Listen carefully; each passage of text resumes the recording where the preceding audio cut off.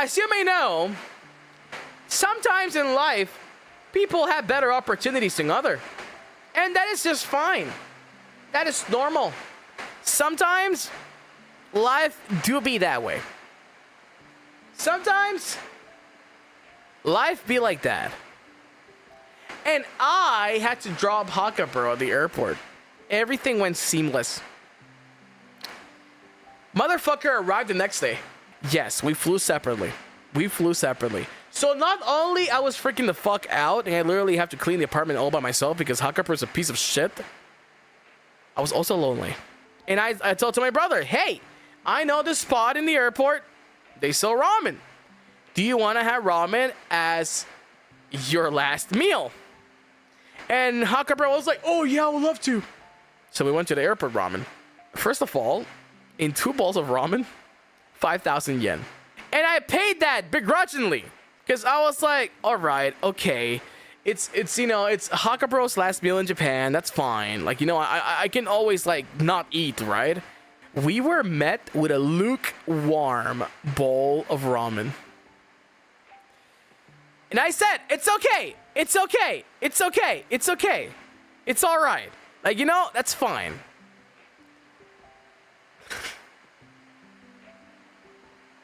Three slurps. That's all it took. 3 slurps of noodles. 3 slurps of fucking noodles to finish off that bowl of fucking ramen. And he was like, it's okay. At least I can say that I had ramen in Japan. And I'm like, you sure can. You sure can. Hakka bro left home, came back the next day. My mom was very happy. And then she's like, I can't wait to pick you up the next day. That is when my journey began. My day got soured. Because my mom thought I was going to come home the next day after Hakka bro. Brother, 68 hours of fucking traveling to get back home. Sleeping on the floors of the airports. Although, I will say, I lucked out on the first one. A lady touches my shoulder, right? She's like, excuse me, sir. And she tells me, well, sir, it seems like you have a really big bag.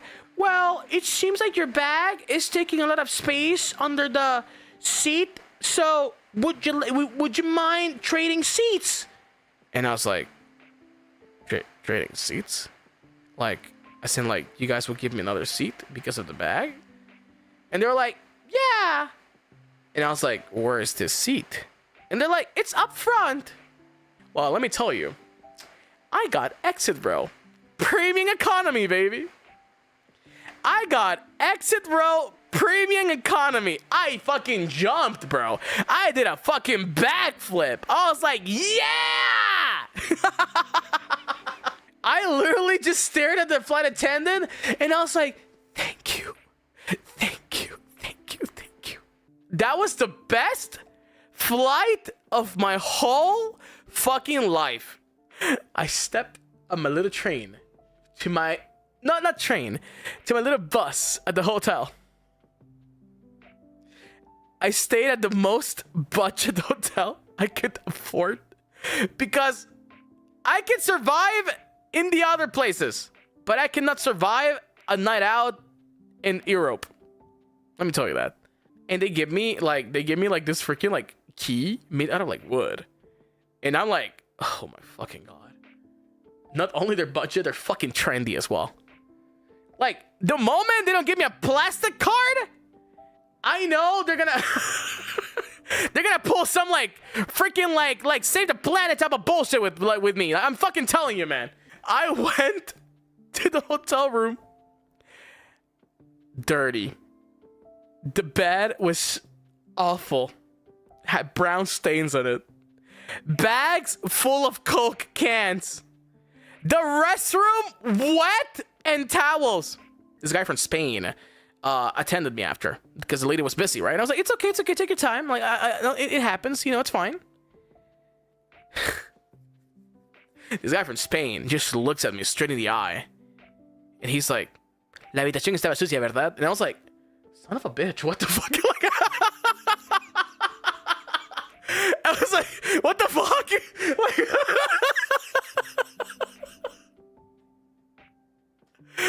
bro, and I was like, first of all, fuck you.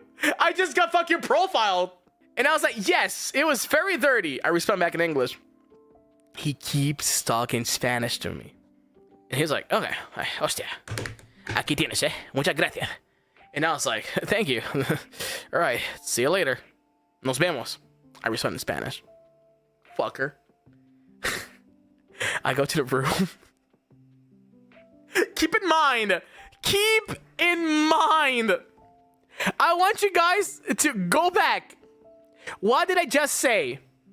They upgraded the room, right? The room was not an upgrade. It was an upgrade on a quieter fucking place. Because it was like their retreat, like wing of the hotel. And I was like, the room I had before looked so much better. It had a separate room for the bathroom. The room I stayed in, they pulled out the most architecture bullshit in that room ever. Like, not even a coat hanger. It was a stick to the wall. Not even a fucking restroom. It was a dome. Not even a freaking night table. It was a slab. And I was like, there's no fucking way. But what the fuck? What the fuck? Like, interior design is their passion. Cool, I guess. I helped this lady, this Peruvian lady, get her phone back because they lost her phone. And I'll be real honest with you. I think it's the last time I helped someone in the fucking airport. Because the staff at the freaking airport was giving me fucking weird ass looks. Because like, these people literally brought like a shit ton of like weird ass things into the freaking like airport. And I was already like a freaking like menace with the freaking Cupid mayo. And I was like, And the first thing I said before they made me throw it away was like, I don't come with them, I come alone. And the lady touches me on my shoulder. She's like, please, senor, like, please make them give me my phone. Help me. And I was like, bitch, don't touch me. And I was like, sir, her phone is missing. It's pink.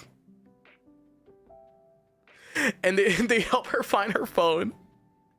And then she's like, oh, muchas gracias, thank you. And it's like, oh, yeah, leave me alone, please. And I just literally ran away, bro. I skedaddled the fuck out of there. 30 minutes of my time. 30 minutes. Standing there. And someone was fucking farting a storm there. Like, do you not have shame? Like, one thing is just like a little like, doot, you know, it happens. It has happened to me, right? I get it. But no, bro. They were like fucking silent bombing the whole place. Micro shedding every step they fucking took. And I told the lady, ma'am, I really need to use the restroom. And I'll be real honest with you. I'm gonna throw up. I don't mean to make a scene. But someone is fucking shitting their own damn mind. Like down there. The lady says, okay. They open up the line and they let me go through the... Bro. They let me go through the European passport control line. Are you fucking kidding me? Are you fucking kidding me? Bro, it's bullshit after bullshit after bullshit. I stare at my passport. I'm seeing Ukrainian. And I'm like, is this the right way to go? And I look back and she's waving at me, bro. And I'm like, okay, all right, here we go. I go in line. I'm next. I'm staring at my passport. I'm trying to play dumb. I'm trying to play stupid. They take my passport. They're like, oh, excuse me, sir. This line is for European passports only. And I'm like, they told me to come here because they were trying to make the lines go faster. And the lady's like, oh, okay. Goodbye. Have a safe trip. I look back at her and I whisper, thank you. And I leave. Bro, I ran to the bathroom, bro. And guess what happened? I threw up. I threw up. I went to my gate. Guess who sits next to me? Guess who sits next to me, guys? Guess who sits next to me? The Peruvian lady.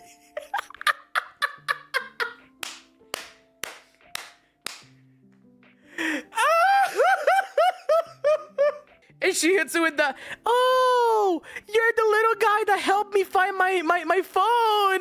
I'm so thankful. You helped me out so much. And I was like, yeah, I'm very happy. Yeah, I'm glad you got your phone back. By the way, what were the officers telling you to not bring in the country? And they were like, oh, it's just some medicines that I brought. And goes like, oh, but you got allowed to come in, right? And she's like, yeah, they allow them. Everything's all right. Excuse me, ma'am. I have to go use the restroom. I sit down in the toilet. And I need time to, like, compose myself. And I'm like, what the fuck? My safe space is the toilet, yeah. And I get back in the plane. The lady's not sitting next to me. Guess what sat down behind me? A kid and a baby. And I'm like, okay, all right. It's up to God now. It's either I kill the baby or I kill this whole plane with me. Not even 5 minutes after takeoff, the baby starts crying. I say, it's okay. It's fine. It's a baby. The little brother starts kicking my seat. I fucking turn my head and I stared at the fucking kid dead in the eye. Don't do that. And I went back. That kid became paralyzed the whole flight. That kid literally did not move a single fucking muscle during the whole flight. But I literally, I dead stared that kid. And I was like, don't do that. The mom stared at me. And she just like stared at the kid. And it's almost like she was thanking me. The kid was kicking my headrest. And that is why I got pissed off. Because I fell asleep. And I literally got like 3 fucking kicks on my head. And I woke up. And I fucking told him that. Like, stop that shit. And that kid was scarred for life. And that was the worst. And that was the worst fucking flight in my whole life. Plane was shaking. Turbulence. They ran out of they ran out of water for the toilets. You couldn't wash your hands. You could only like clean them with wet wipes. And I made it. I made it. I arrived to my mysterious destination before Sinokuni, where I had to do a 19-hour layover. I remember from my last experiences, there was a place that brought me comfort, the bathroom. I go to a stall, I sit down.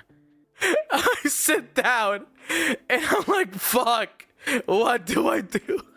I spent 45 minutes in that toilet, taking a micro nap.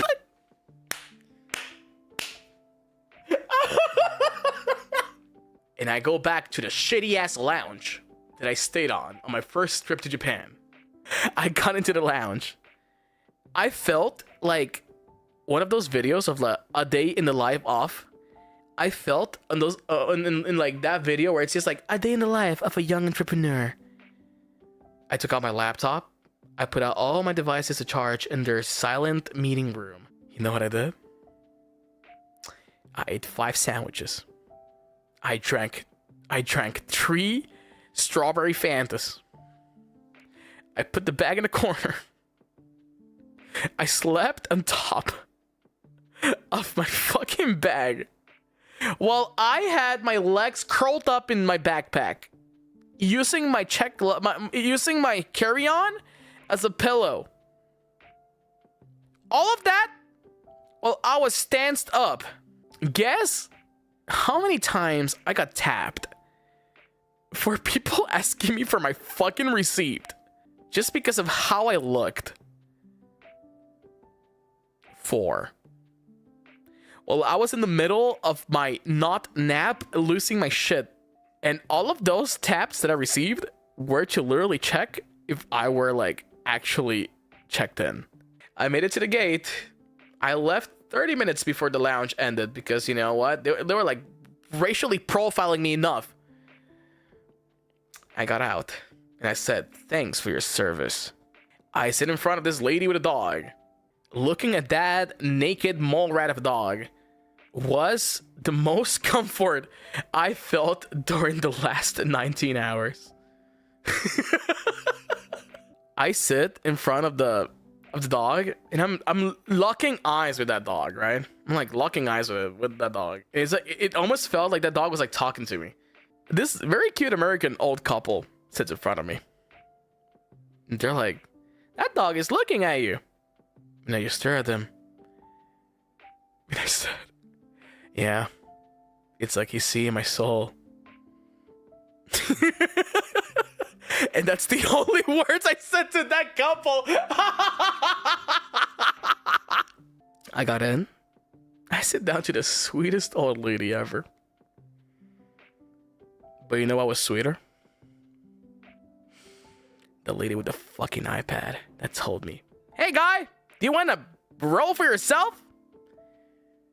I have never jumped so fucking fast from my seat and said, fuck yeah! Premium economy again. And life said, dog, I got you. I sat down. I literally closed my eyes.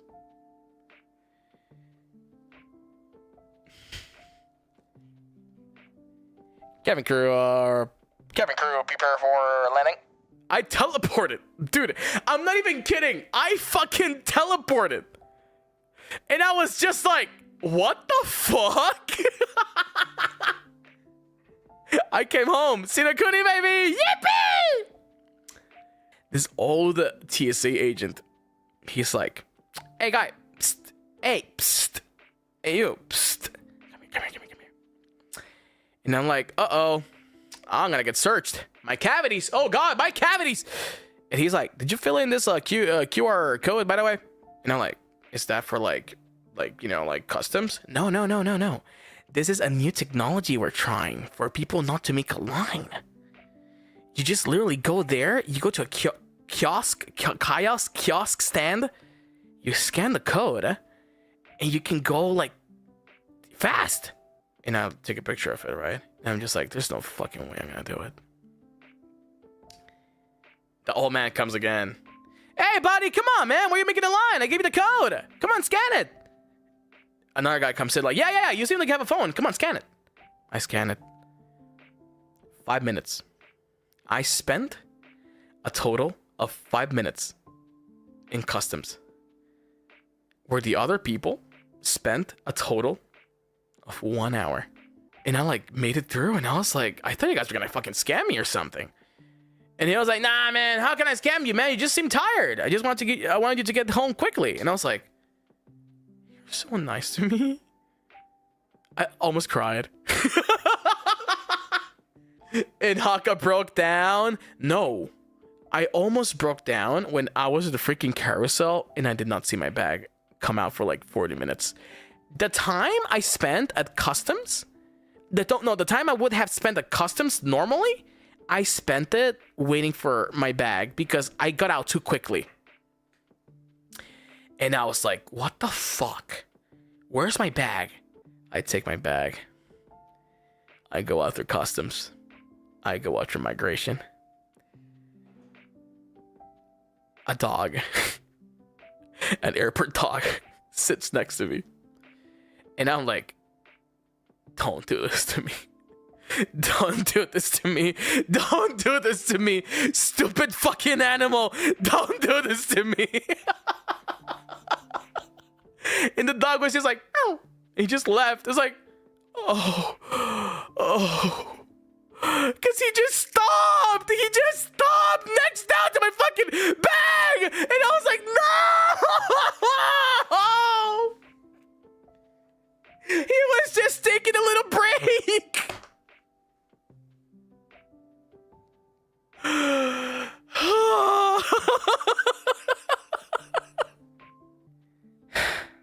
I get to the car and I felt so much comfort. And I was like, what the fuck? My mom takes me to Costco. My mom fucking takes me to Costco to literally buy stuff for New Year's. And I just stare at my mom. And I'm like, Mom, I'm gonna stay in the car. And she's like, okay. I'm in the car by myself. And I'm like, all right, I'm alone. It's time to let it rip. I could feel the presence of an enemy.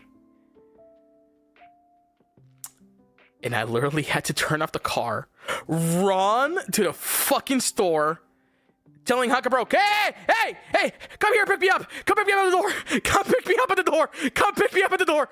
And he was like, okay, all right. I ran to the bathroom. The sandwiches were fighting back.